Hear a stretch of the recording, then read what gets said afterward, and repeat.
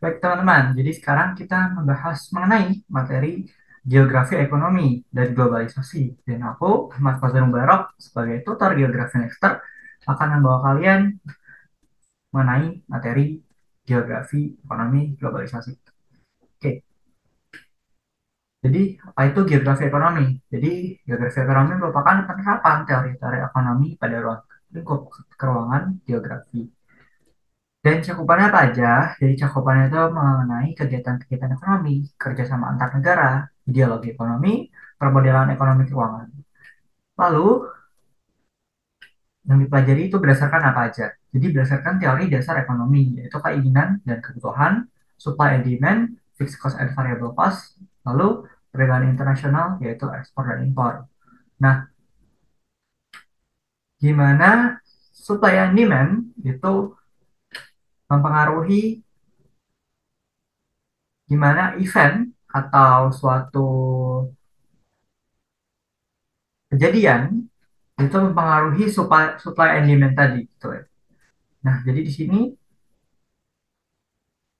di kanan ini merupakan Yom Kippur War ya antara Israel dengan negara-negara Arab seperti Suriah dan Mesir. Nah, karena aksi dari Israel ini, negara-negara Arab ya negara-negara Arab yang merupakan produsen minyak terbesar di dunia seperti Saudi Arabia, Irak itu memblokade atau menembargo ya, mengembargo perdagangan minyaknya ke negara-negara barat seperti itu. Jadi negara-negara barat nggak boleh beli minyak dari negara-negara Arab. Nah, jadi karena supply-nya itu dikurangin dan sedangkan demand terus naik ya, maka terjadi kenaikan harga. Ya. Kalau di sini dari 15 dolar hingga ke 45 dolar seperti itu contohnya.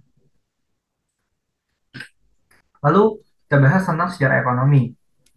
Nah, kalau kita lihat di sini ekonomi atau valuasi dari GDP dunia itu seiring berjalannya waktu bertumbuh dan bertumbuhnya itu secara eksponensial gitu ya.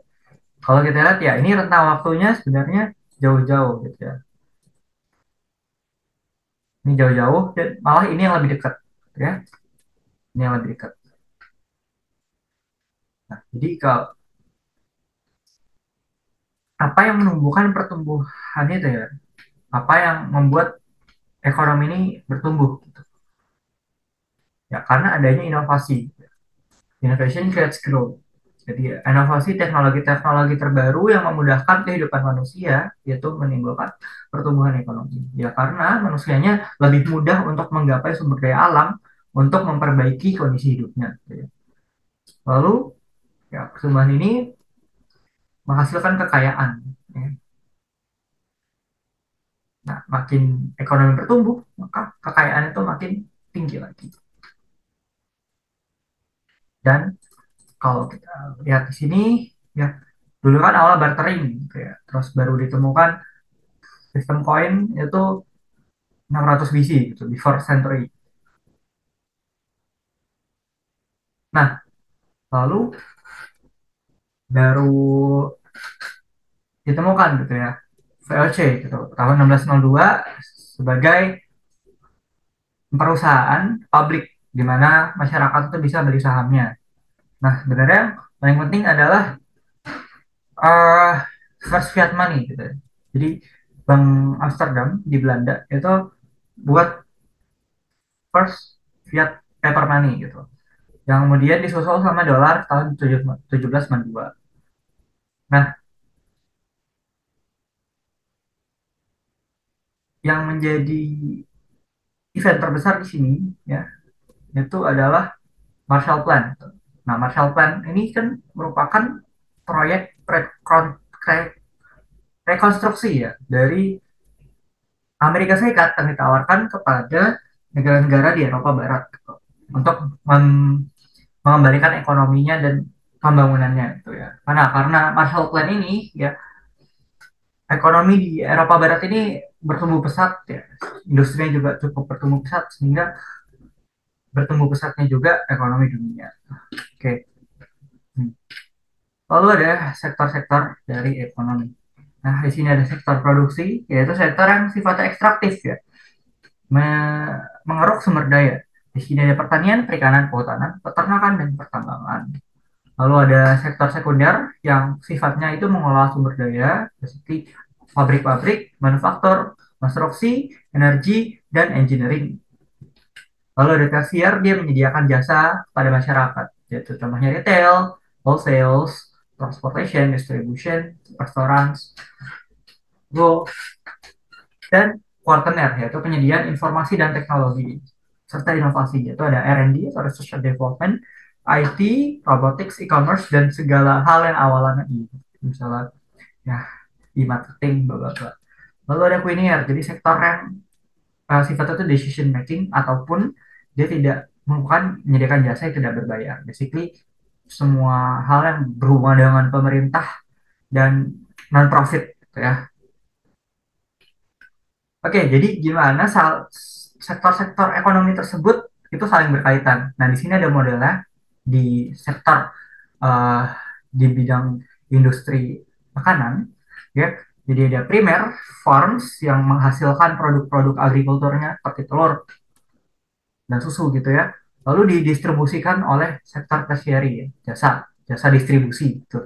Lalu ada sektor sekunder yang mengolah hasil-hasil alam dari primer tadi, ya. Telurnya diproses, susu diproses, ya didistribusikan lagi ke retail atau wholesale, ya, yang menyediakan jasa untuk menjual produk-produk tadi. Gitu ya. Nah, semua ini disustain dengan yang namanya quaternary atau R&D, dengan menggunakan research and development, gimana produk ini bakal laku di masyarakat, gimana produk ini di develop biar rasanya enak gitu ya. Lalu ada aktivitas pertukaran dan distribusi. Di sini ada dua jenis gitu, ada lokasi ya, ada freight transportation ya, perpindahan lokasi antara barang, freight itu barang. Jadi karena dia pindah lokasinya, dia nilainya naik gitu. Misalnya pasir gitu dari suatu kerukan gitu, atau suatu ya tambang lah ya. Kemudian dipindahkan ke konstruksi, dia akan memiliki valuasi yang lebih. Terus ada passenger transportation juga. Lalu ada pemilik. Nah, jadi ketika dia pindah pemilik, dia akan lebih berguna. Contohnya lemari itu lebih berguna jika digunakan konsumen dibanding dipajang di toko. Lalu ini ada contoh-contoh ya dari freight hub gitu. Ada container ship terminal di sini. Ya misalnya dari kapal-kapal yang ada, kapal kargo dipindahkan misalnya ke rel ataupun ke truk gitu ya. Atau ini ada transloading, misalnya dari truk-truk yang besar itu dipindahkan ke truk-truk yang kecil gitu ya. Lalu ada cross docking, misalnya truk-truk tadi itu membawa barang-barang yang sama. Misalnya truk A bawa susu, truk B bawa telur. Nah, nanti kan dia akan didistribusikan ke toko atau warehouse gitu. Nah, maka biar efektif, itemnya itu dicampur di truk yang bagian kanan sini gitu. Di misalnya susu sama telur di dalam satu truk. Gitu. Kemudian warehousing. Jadi dari truk tadi ya mengantarkan barang-barang tersebut ke suatu gudang. Dan perlu diingat bahwa warehousing juga memerlukan yang namanya cost atau biaya. Jadi ini juga mempengaruhi nantinya ke harga barang maupun supply barang tersebut gitu. Misalnya ketika warehouse-nya, misalnya barangnya sudah terlalu lama disimpan di warehouse, otomatis barang tersebut akan lebih murah gitu ya, untuk karena ya agar barang tersebut cepat laku dan warehouse-nya cepat diisi lagi gitu, dengan barang yang lebih baru dan ya lebih fresh. Lalu ada mode transportasi yang berbeda gitu. Nah, jadi ini ada ocean freight ya, atau kapal kargo tadi. Ya, dia paling lambat tapi dia cost efektif karena freight ini dia sifatnya dapat ocean freight ini dapat membawa kargo yang sangat banyak, ya, membawa barang-barang yang sangat banyak dalam satu moda transportasi aja, dalam satu kapal gitu. Lalu ada truk dan dia juga dinamis gitu, bisa satu dunia. Lalu ada truck freight, ya dia truk, ya dia di jalan, dia balance lah ya antara cost, kapasitas dan speednya. Lalu ada rail freight atau dari kereta, dia relatively nggak mahal gitu ya. Tapi untuk pengembangan infrastrukturnya itu yang mahal gitu ya. Lalu air freight dia paling mahal tapi paling cepat ya, karena dia lewat udara dari pesawat. Lalu ada World's Everton Choke Points atau selat-selat biasanya, ataupun terusan. Contohnya ada Strait of Hormuz yang menghubungkan antara penghasil minyak bumi di Irak, Iran, dan Qatar, Saudi Arabia ke dunia gitu ya. Lalu ada Panama Canal yang menghubungkan antara Samudra Atlantik yang melalui Laut Karibia ke Samudra Pasifik. Lalu Strait of Malacca menghubungkan Asia Timur dengan dunia.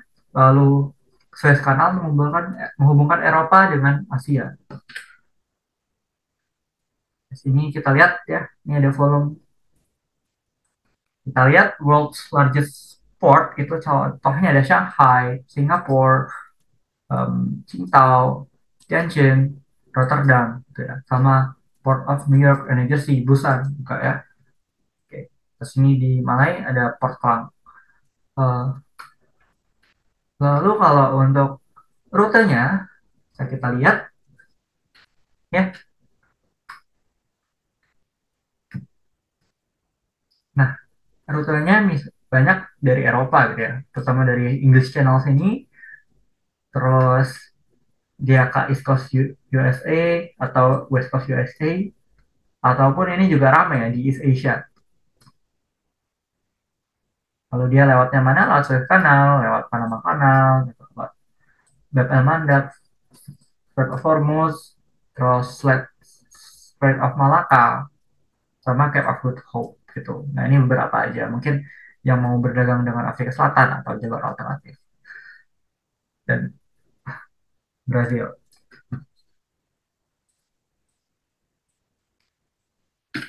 Oke, di sini ada Clark Visual Model. Tadi kita udah belajar mengenai sektor ekonomi. Nah, di sini gimana sektor ekonomi ini proporsinya tuh berubah ya. Proporsinya berubah seiring berjalannya waktu, seiring berjalannya pembangunan dari suatu negara. Jadi ketika perindustrial pasti yang primer atau agrikultur biasanya itu mendominasi. Lalu di industrial, bagian sekunderi ini atau manufaktur itu mendominasi. Lalu baru post industrial ketika perkembangan teknologi dan jasa gitu ya. Tersier itu mendominasi dengan disusulnya rise of quaternary atau IT sector. Lalu ada ideologi ekonomi. Di sini ada kapitalisme dan sosialisme. Nah, kalau kapitalisme dia itu mengakui hak-hak individu, private property, membolehkan akumulasi kekayaan dan profit oriented dan memperbolehkan kompetisi pasar bebas ya. Teorinya didasarkan dari apa? Dari buku Wealth of Nations karya Adam Smith. Di mana fish eat fish gitu. Ikan besar makan ikan yang kecil. Ya,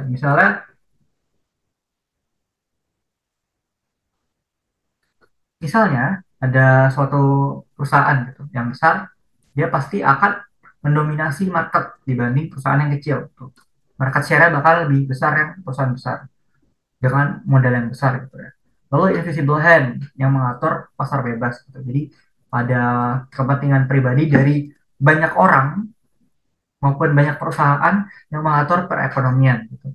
Lalu ada biasanya ditemukan di negara-negara barat. Lalu kalau sosialisme yaitu pembagian kekayaan dan sumber daya dengan menghilangkan kepemilikan produksi swasta dan menghilangkan niatnya menghilangkan eksploitasi antar manusia, gitu, terutama di buruh dan tani. Ya, lalu dapat ditemukan di Tiongkok, Vietnam, dan Korea Utara. Lalu bedanya komunisme dan sosialisme. Jadi komunisme ini merupakan ideologi politik, sedangkan sosialisme ideologi ekonomi. Ya, sedangkan kalau politik si komunisme ini dia Berdasarkan buku Das Kapital dan Komunis Manifesto karya Karl Marx dan Friedrich Engels.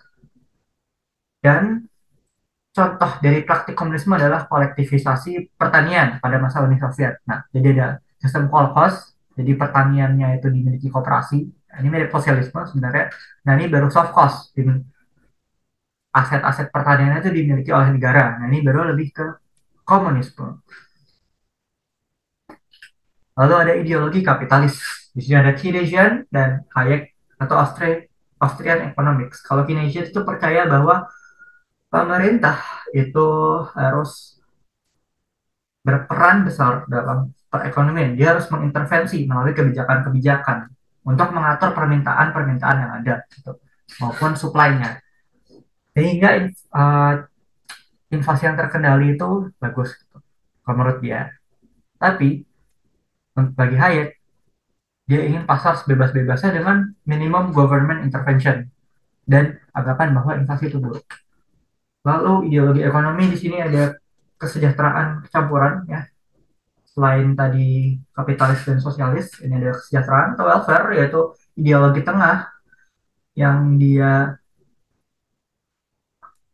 contohnya ada pajak progresif ya, di mana semakin kaya maka pajaknya itu akan makin besar, semakin banyaknya aset, pajak aset tersebut makin banyak, makin besar. Lalu ada subsidi untuk redistribusi kekayaan. Jadi tadi yang kaya dipajaki, lalu yang kurang mampu itu disubsidikan. Terutama misalnya di healthcare, di misalnya di pendidikan gitu ya. Oh, contoh negaranya ada negara-negara Nordik kayak Swedia, Denmark, dan Norwegia. Dan Indonesia, ekonominya Pancasila, itu paling mirip dengan ekonomi kesejahteraan. Lalu ada ekonomi syariah yang dia didasarkan hukum Islam. Dan ideologi syariah ini itu meningkat sejak embargo minyak bumi oleh OPEC. Nah, di sini ada ekonomi kooperasi yang sifatnya kekeluargaan. Nah, di sini ada jenis-jenis kooperasi di dunia. Contohnya kolkhoz di Rusia, kibbutz di Israel, semengundung di Korsel dan KUD atau kooperasi unit desa di Indonesia. Dan sifat kooperasi ini nggak kayak perusahaan gitu yang ada board of executive-nya gitu yang atau direksi yang menentukan arahnya perusahaan, tapi di sini sifatnya one man one vote. Lalu contohnya ada perusahaannya, kooperasinya itu ada Barcelona and Fashion Flag dengan organisasi internasional yaitu ICA. Lalu di sini ada globalisasi. Jadi globalisasi itu merupakan proses integrasi internasional yang terjadi karena pertukaran pandangan dunia, produk, pemikiran, dan aspek-aspek kebudayaan lainnya. Nah, globalisasi ini terjadi karena integrasi antar negara-negara. Jadi negara ini saling melebur budayanya maupun ekonominya sehingga menuju borderless world. Nah, jadi borderless world ini merupakan suatu teori yang dikemukakan oleh Kenichi Ome. Nah, juga triad world gitu ya. Di mana ada tiga influence besar dalam ekonomi dunia, yaitu blok ASEAN atau Oriental, kemudian US dollar ya sama Amerika Serikat, lalu ada Europe yaitu Eropa. Nah, di sini ya ada rute-rute perdagangan. Di sini ada rute perdagangan ketika Roman Empire ya. Jadi, pada masa Roman Empire perdagangan itu masih fokus di Old World atau dunia tanpa Amerika gitu ya. Karena Amerika belum dieksplorasi oleh pusat-pusat peradaban dari Eropa dan Asia. Nah, jadi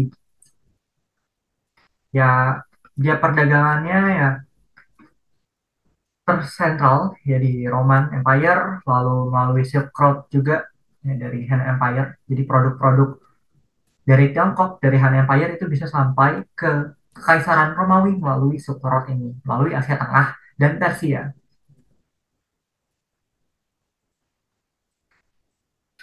Lalu Roman Empire runtuh akibat invasi dari barbarians yang berasal dari suku-suku Jermanik maupun suku Huns gitu ya. Ada Goth, Huns, Anglo-Saxon, Vandals, Visigoth gitu. Nah, setelah Romawi Empire runtuh,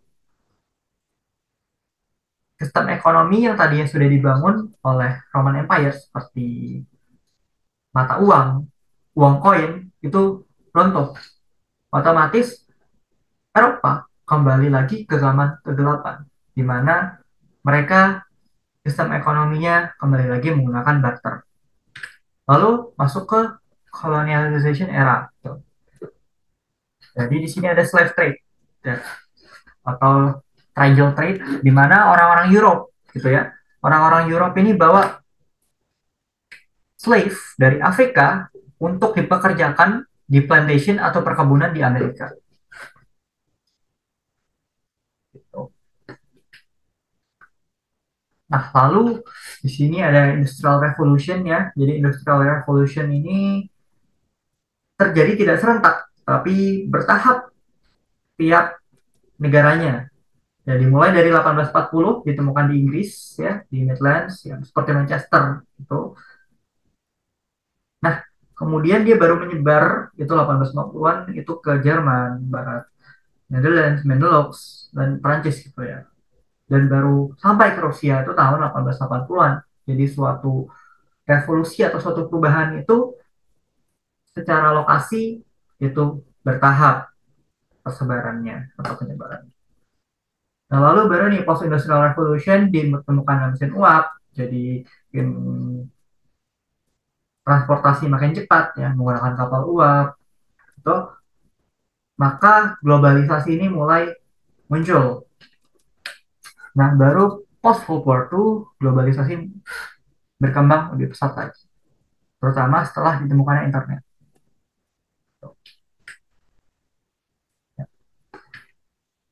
Lalu penyebab globalisasi ini apa? Jadi ekspansi teknologi, ya, perkembangan teknologi seperti internet ya dan komputer itu berpengaruh. Lalu liberalisasi dari ekonomi suatu negara, jadi dia membuka ekonomi suatu negara, contoh Jepang ya pada tahun 18 sekian ya abad ke-19 dia itu masih menutup ekonominya, dia isolated ekonomi. Namun karena dipaksa oleh Amerika ya untuk membuka ekonominya, maka Jepang mulai membuka ekonominya bagi negara-negara lain. Lalu peningkatan kerjasama dan perdagangan internasional. Lalu pengembangan jasa yang menunjang perdagangan internasional. Ya, misalnya jasa-jasa, misalnya konstruksi dari port-port atau pelabuhan, konstruksi dari kargo-kargo juga berpengaruh. Lalu ada faktor pemercepat globalisasi. Nah, pemercepat itu ada MNCs atau multinational companies, lalu sasaran dan peluang pasar baru, meningkatnya komunikasi dan organisasi internasional. Nah, lalu ada MNCs tadi kan dibahas ya. Bedanya MNCs dan FTNCs ini apa? Jadi MNCs merupakan perusahaan induk ya. Perusahaan yang memiliki perusahaan induk dan cabang dengan manajemen yang tersentral gitu. Dengan ya karena dia ini tersentral dan dia punya cabang, dia ini susah untuk mengambil keputusan. Contohnya Coca-Cola. Lalu transnational companies, dia ini lebih fleksibel, dia tidak punya cabang tapi manajemennya tidak tersentral. Ya. Jadi seperti kayak mendirikan company-company baru gitu, dengan brand yang sama. Nah, di sini terjadi rintangan dalam pengambilan keputusan juga. Tuh, gitu. Oh, mungkin untuk yang multi MNCs, dia rintangannya lebih dikit karena manajemennya tersentral gitu ya. Lebih mudah untuk mengatur cabang-cabangnya. Sedangkan yang tidak punya cabang, CTNCs, itu lebih susah untuk mengambil keputusan. Oke, lalu ada strategi masuk pasar global. Di sini ada ekspor impor ya, yang basically produk dihasilkan di negara asal, lalu dijual ke negara-negara tujuan. Nah, ada perjanjian jual beli yang menggunakan prosedur letter of credit. Gitu ya. Lalu ada FDI di mana negara-negara asing itu directly memberikan dana kepada negara-negara investasinya ya untuk mengembangkan suatu infrastruktur maupun perusahaan. Gitu ya. Di sini dia lebih liquid gitu ya, atau lebih mudah cair dananya.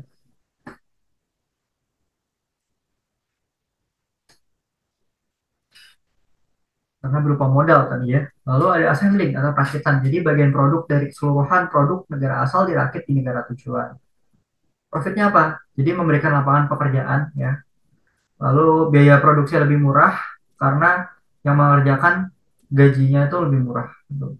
Dan sumber dayanya juga lebih murah. Karena biaya produksi lebih murah, maka biaya konsumsinya maka lebih murah juga. Lalu ada lisensi. Produk di negara tujuan melaksanakan produksi sesuai pemerintahan. Sebelumnya ada upaya memperoleh hak lisensi dari perusahaan yang memiliki hak paten produk tersebut. Contohnya ada Yakult ya. Lalu ada franchising. Jadi dia kerjasama sama yang punya hak paten atau lisensi negara asal dengan bayar free franchise dan dia melakukan usahanya sesuai SOP dari pemberi franchise tersebut. Nah, lalu ada akuisisi. Nah, kalau akuisisi ini gimana suatu perusahaan dia itu membeli perusahaan lain dan menjadikan perusahaan tersebut itu bagian dari perusahaan dia di bawah perusahaan induk ya.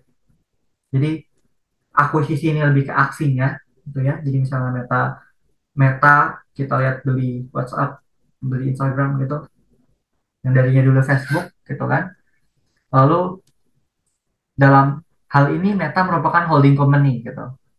Juga ada LVMH ya, salah satu holding company terbesar di dunia. Lalu ada merger di mana dua perusahaan atau lebih itu bergabung. Contohnya itu Goto, Gojek Tokopedia, dan Bank Mandiri. Lalu ada integrasi ekonomi global. Nah, di sini ada free trade area, asumsinya dengan market. Ya, semuanya hampir memberikan less to no tariff on members gitu. Tapi bedanya kalau free trade area dia itu tarifnya beda-beda kepada negara non-member, tapi customs unions tarifnya itu sama semua. AFTA contohnya free trade area, terus NAFTA juga ya. AFTA itu ASEAN Free Trade Area, NAFTA North American. Terus Customs Union itu ada Mercosur di Amerika Selatan, sama Zollverein itu di Jerman dan Austria pada abad ke-19. Lalu Common Market. Nah, di sini bukan tarifnya doang yang sama, tapi keseluruhan dari economic regulation dari member-membernya, anggotanya. Dan person ataupun barang itu move freely gitu, tanpa hambatan seperti tarif maupun misalnya kalau di Europe ada Schengen area gitu ya. Jadi visanya satu doang, visa Schengen. Lalu contohnya ini ada organisasi ekonomi dunia, ada World Bank yang tugasnya itu memberikan pinjaman dana untuk negara yang membuat suatu project ya. Jadi long term dan memudahkan negara-negara untuk mencapai Millennium Development Goals dan Sustainable Development Goals. Lalu ada IMF ya, memberikan pinjaman dana untuk negara yang tidak stabil atau terkena krisis, sifatnya short term. Lalu ada G20 ya, negara-negara dengan GDP top 20 di dunia. Dan ada APEC ya, negara-negara yang letaknya adjacent atau dekat dengan Samudra Pasifik. Kalau ada WTO, World Trade Organization, yang mendorong perdagangan bebas, bebas-bebasnya, tapi kadang suka merugikan negara-negara berkembang. Gitu. Karena negara berkembang butuh resource-nya sendiri untuk mengembangkan negara tersebut, gitu. Bukan untuk dijual kadang-kadang. Kalau ada OPEC, nah dia sistemnya seperti kartel karena dia menentukan harga dari minyak bumi. Gimana dia menentukan harga? Karena dia yang mengatur supply dari si minyak bumi. Ya, ini negara produsen minyak bumi. Lalu ada OECD, ya. Ini merupakan economic forum yang digunakan untuk mengcompare atau membandingkan pengalaman dari kebijakan, lalu memecahkan masalah-masalah dan mengkoordinasi kebijakan-kebijakan baik kebijakan dalam negeri maupun luar negeri bagi anggota-anggotanya. Dan di sini membernya ada negara-negara West Europe, North Europe, South Europe, North America, Jepang, Korsel, Aussie, New Zealand, gitu ya. Sama ada Chile dan Kolombia. Lalu ada BRICS, ya ini merupakan antitesis atau anti powernya dari si Amerika Serikat dan West Europe dan kawan-kawan di US Europe. Jadi ini kumpulan negara Brazil, Rusia, India, China, South Africa. Yang kemudian BRICS ini mengekspansi gitu. Dia sekarang Malaysia udah gabung, lalu kemudian ada Saudi Arabia, Egypt, Ethiopia, Iran, dan Argentina sebagai member baru dari BRICS. Lalu ini ada contoh-contoh dari Organisasi Ekonomi Dunia yang regional sifatnya ya. Ada ASEAN, Asia Tenggara, SARC, South Asia atau Asia Selatan, Pacific Island itu di Oceania, Commonwealth of Independent States itu negara-negara yang align dengan Rusia atau yang dulunya post Soviet Union. Lalu ada GCC, Gulf Countries yang di ada Semenanjung Arab, AGAD itu di Horn of Africa atau Afrika Timur, SADC itu di South Africa, CEMEC itu di Central Afrika, sekitar ekuator sama ECOWAS ada di Barat Afrika, Arab Maghrib itu Afrika Utara, terus European Union Eropa, dan EFTA itu juga masuk Eropa gitu ya. CARICOM ini di Caribbean, CAP itu Central Amerika, NAFTA itu North Amerika, Mercosur itu Amerika Selatan yang bagian barat timurnya, lalu Andean Community Afrika Amerika Selatan bagian baratnya yang ada Gunung Andes gitu ya, seperti Kolombia, Ekuador, Peru, dan Bolivia.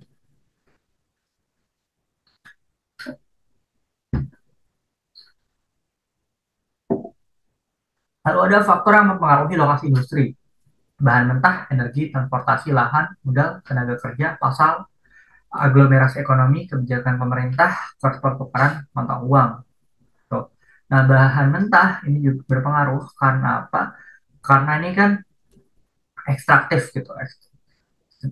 Sumber daya ini perlu diekstrak. Kemudian untuk habis diekstrak, dia diproses gitu. Dan prosesnya membutuhkan energi dan di antara proses dan ekstraksi butuh transportasi juga. Lalu untuk pemrosesan dan ekstraksi butuh namanya lahan untuk industri. Dan untuk mengembangkan semuanya butuh yang namanya modal dan yang menggerakkan semua adalah tenaga kerja di mana produk-produk dari ini semua itu diberikan kepada pasar di mana orang-orang dapat membeli produk-produk tersebut. Nah, kemudian ada aglomerasi ekonomi atau pemusatan gitu ya. Pemusatan dari pabrik-pabrik maupun aktivitas-aktivitas ekonomi. Kenapa? Agar lebih efisien. Tuh. Kalau ada kebijakan pemerintah yang misalnya memudahkan atau menyulitkan suatu aktivitas ekonomi, misalnya bea atau cukai gitu yang memberatkan, misalnya bea atau cukai, cukai itu misalnya untuk barang-barang tertentu, untuk pembatasan barang-barang tertentu seperti alkohol dan rokok, jadi itu dibuat lebih mahal. Lalu bea itu digunakan untuk memproteksi barang dalam negeri, misalnya kalian mau bawa barang dari luar negeri itu pasti dikenakan tarif gitu kan. Kalau secara banyak misalnya kalian bawa sepatu, tapi sepatunya kalian bawa 10 gitu dari Jepang ke Indonesia, itu akan dikenakan bea agar produk-produk dalam negeri ini lebih terproteksi. Lalu ada kurs pertukaran mata uang. Tuh. Contohnya misalnya pelemahan mata uang dari suatu negara itu akan menguntungkan ekspor dari negara tersebut. Lalu ini ada SEZ atau Special Economic Zone. Kalau di Indonesia kawasan ekonomi khusus. Nah, di sini ada SEZ yang ada di Tiongkok. Nah, jadi SEZ-nya itu ada di Xiamen dan Guangzhou, nah, dan Shenzhen gitu ya.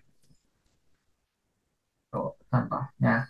Biasanya SEZ yang di Tiongkok ini letaknya ada di coast gitu ya.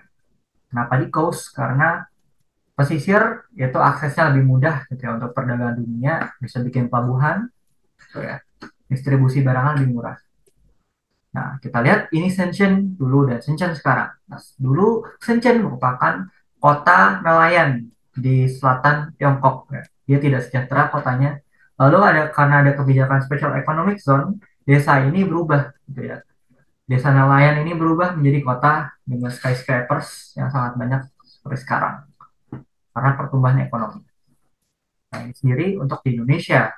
Contoh ada kayak Arum Loks Mawe itu untuk energi, ya, misalnya energi natural gas gitu ya sama petrokimia. Lalu ada kayak Mandalika ya untuk pariwisata, misalnya MotoGP kemarin. Lalu ada kayak Palu untuk pengolahan nikel dan ekstraksi nikel juga. Lalu ada kayak Merotai untuk perikanan dan logistik pariwisata. Lalu ada teori lokasi industri Weber. Nah, teori lokasi industri Weber ini ada tiga. Ada yang footloose, market oriented, sama resource oriented. Yang footloose dia tidak bergantung dari resource maupun market. Kalau yang market dia bergantung sama yang namanya market gitu ya. Lokasi industri dekat pasar. Kenapa dekat pasar? Karena si barang mentahnya ketika mengalami pemrosesan dia ini bakal jadi lebih berat. Nah, karena lebih berat, otomatis transport cost-nya itu lebih besar juga. Maka dia nyari yang industrinya dekat dengan pasar, biar transport cost dari industri ke pasar itu lebih kecil. Lalu ada resource oriented di mana dia weight losing. Jadi dia beratnya itu di resource-nya. Misalnya kayu gitu, kayu besar itu ketika diproses di industri dia bisa jadi tusuk gigi yang lebih enteng gitu ya.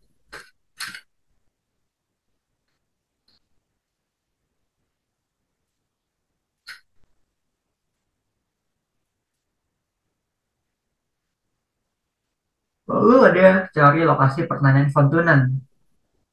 Nah, jadi lokasi pertanian kontunen ini yang mempengaruhi adalah ke freshan gitu ya, atau kesegaran dari suatu barang maupun transport cost-nya. Misalnya milk kenapa ada di dekat kota? Ya karena pada zaman dahulu milk itu cepat untuk basi gitu ya. Belum ada teknologi namanya pasteurisasi. Lalu firewood dan lumber kenapa dekat dengan kota juga? Ya karena dia berat ya, karena pusat industri ada di kota dulu ya. Dulu pusat industrinya di kota, karena lumber ini berat, maka dia nyoba untuk mengurangi transport cost-nya. Tuh. Lalu grand crops with no fallow land artinya lahannya tidak ada rotasi lahan, rotasi pertanian tidak ada. Ya karena lahannya lebih sedikit, ya udah jadi ya lebih sulit untuk rotasi lahan. Nah, zone 4 rotasi lahannya 14% dan 5 fully rotasi lahan, default system. Lalu baru zone 6 untuk livestock ranching gitu ya. Oke, lalu ada cari tempat sentral Kristaller, di mana K3 itu merupakan marketing principle. Misalnya di sini ada market gitu ya. Di sini ada market. Nah, maka dia itu mempengaruhi wilayah seluas ini. Nah, kalau transport principle, misalnya di sini ada transportasi, dia akan mempengaruhi wilayah sebesar ini. Setengah gitu ya. Setengah dari wilayah sekitarnya, kalau ini sepertiga dari wilayah sekitarnya. Kalau administratif dia fully. Misalnya di sini ada pusat administrasi gitu. Dia akan mempengaruhi semua wilayah sekitar. Nah, ini tiga kenapa empat kenapa tujuh ya karena hex berdasarkan value dari hexagon kan ini misal tiga ini kan satu, nah ini sepertiga kali sekitarnya atau enam jadi dua gitu kan, jadi satu tambah dua tiga. Kalau ini satu tambah setengah kali enam di sekitarnya jadi tiga, jadi empat gitu kalau tambahin. Lalu administratif visible ya satu tambah 6 di sekitarnya jadi 7 gitu ya. Jadi ini wilayah itu dianggapkan sebagai suatu heksagon gitu ya, atau segi enam. Lalu ada teori hoteling ya, di mana suatu bisnis itu akan cenderung berdekatan. Bisnis yang mirip itu akan cenderung berdekatan. Seperti Alfamart dan Indomaret. Ya, jadi karena kenapa gitu? Ya karena ketika suatu bisnis sudah mendirikan bisnisnya di sana, maka orang-orang pasti banyak yang ke sana. Lokasi tersebut cenderung sudah menjadi lokasi yang strategis sehingga bisnis lain karena lokasinya sudah diketahui strategis, maka bisnis lain mendirikan bisnisnya di situ. Ya, let the consumer choose gitu. Oke, jadi itu merupakan materi dari geografi ekonomi.